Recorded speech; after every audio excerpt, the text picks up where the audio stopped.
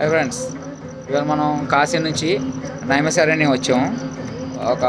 అంటే మనకి నేను కాశీలో మార్నింగ్ 7కి బయలుదేరితే ఇవాళ మార్నింగ్ 4కి వచ్చాము. మేము మధ్యలో ప్రయాగరాజు, సీతామఢి, ఇంకోటి శక్తిపీఠం ఉంది, విద్యాచల్ చూసుకుని మనం ఇలా మన నైమిషారణ్యం వచ్చింది. నైమిషారణ్యం చూడండి, సత్యనారాయణ స్వామి గుడి ఇది. ఇక్కడ సత్యనారాయణ స్వామి వ్రతాలు కూడా చాలా ప్రసిద్ధి. ఇక్కడ సత్యనారాయణ స్వామి వ్రతాలు కూడా మనకి 8 గంటలకు స్టార్ట్ అవుతాయి. ఇక్కడ ఉన్న దగ్గర ఉన్న ప్లేసులు కూడా మనం చూసుకుని రావాలి. హాయ్ ఫ్రెండ్స్, ఇవాళ నర్మదా నది పుష్కరాలకు వచ్చాం మనం. ఇప్పుడు మీరు చూస్తున్నది ఓంకారేశ్వరం టెంపుల్. ఇదే నర్మదా నది రివర్.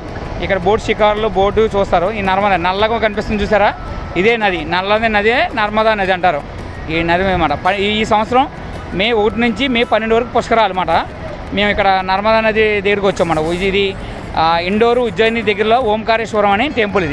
ఇది జ్యోతిర్లింగం అన్నమాట. చూడండి, అందరూ దండం పెట్టుకోండి, ఓం నమ శివాయ. మనం ఇవాళ నైమిషారణ్యంలో చక్ర తీర్థానికి వచ్చాము. మీరు నా వెనకాల చూడొచ్చు చక్ర తీర్థం. ఇదే చక్ర తీర్థం, బ్రహ్మ దేవుడి.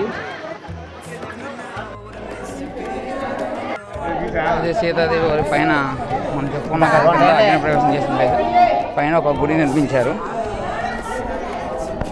ఇప్పుడు టైం కూడా అయినట్టుంది, గుడి కూడా క్లోజ్ చేస్తున్నారు. ఇదే గుడి మనం చూడొచ్చు. గుడి కూడా ఇదే కూడా సీతాదేవి పైన మందిరం నిర్మించారు. అదే మందిరం ఇది వచ్చి వారణాసికి మనకి ఒక 100 కిలోమీటర్స్ దూరంలో ఉంటుంది సీతామఢి అని. ఇది అమ్మవారు అగ్ని ప్రవేశం చేసిన ప్లేసు. చూడొచ్చు మీరు, ఇక్కడ ఇలా అలంకరించారు ఈ ప్లేసు మొత్తం. ఈ చుట్టుపక్కల అంతా అంతా అడవి. ఈ అడవుల ప్లేస్ ఇంత లోయలో కట్టారు. ఇదే